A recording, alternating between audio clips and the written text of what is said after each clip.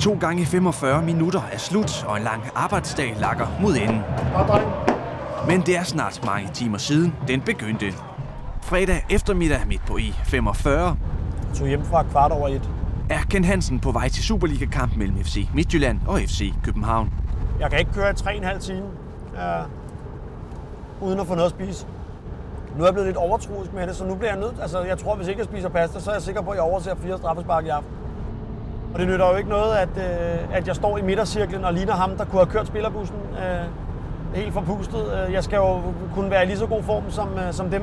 2 timer før kampstart ankommer Ken Hansen så til stadion. Hej, Anne. Hej. Dejligt at se dig igen. Lige måde. Det er snart lang tid, jeg har været. Vi har en 100-kamps jubilar, som vi lige tager efter indløb. Så efter indløb, så er der blomster? Ja. I lige måde. Kort efter ankommer resten af dommerkvartetten. Jeg er lige ved at gøre det helt klart. Og så kan de sidste detaljer falde på plads. Nej, på i dag. Sort. Hvad skal vi så være? Så skal vi være...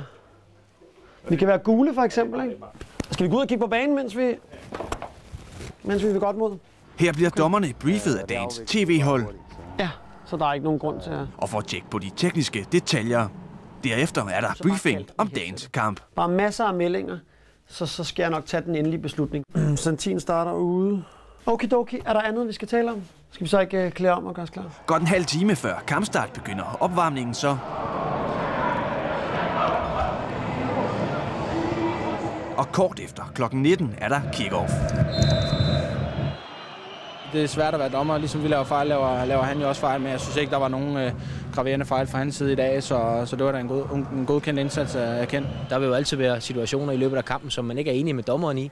Men sådan er det. Altså, jeg synes, det var en fin kamp. I en situation bliver Ken Hansen dog bedt om at kommentere på live-tv. Ja, den har så. Vi har lige fået DVD'en, jeg har lige set. Okay. Vi har diskuteret, om der var straffespark i situationen. Jeg er ikke i tvivl i situationen. Nogle gange så er man jo, indtil man ser dem på tv, men her der var jeg faktisk ikke rigtig. Linjedommeren har også kalder den også i headsetet med det samme. Men det er den vurdering, jeg i hvert fald har på banen, det er, at der først bliver lavet et frispark mod forsvarsspilleren. Godt en time efter kampen er slut, forlader dommerkvartetten endelig omklædningen og går op for at spise og evaluere kampen. Hvis man slår tilbage, så er det ikke noget med at beskytte sig, så er det bare et rødt kort. Men det var jo ikke fordi, at du ville ryge ud fordi så er jo... Jamen, det er fair nok. Ja. Skal vi kigge på det? Forseelsen i sig selv er ikke til en advarsel, vel? Alle kigger på mig, som om jeg er komplet idiot. Kort før kl. 23, 10 timer efter arbejdsdagen begyndte, er den ved at være slut. I det hele taget synes jeg faktisk i dag var okay. En gang imellem får man jo en grim overraskelse, når man skal se det på tv, så ser det anderledes ud, end man havde opfattelsen på banen. Men her synes jeg nu ikke, at vi misser noget. Da så i morgen, så har jeg så resten af arbejdet, ikke? Så skal jeg sidde og klippe de her DVD-klip til mine linjedommer. De der situationer, vi har talt om, dem lægger jeg så op til dem. Så skal jeg lave skriftlig evaluering af kampen og alle mulige andre ting.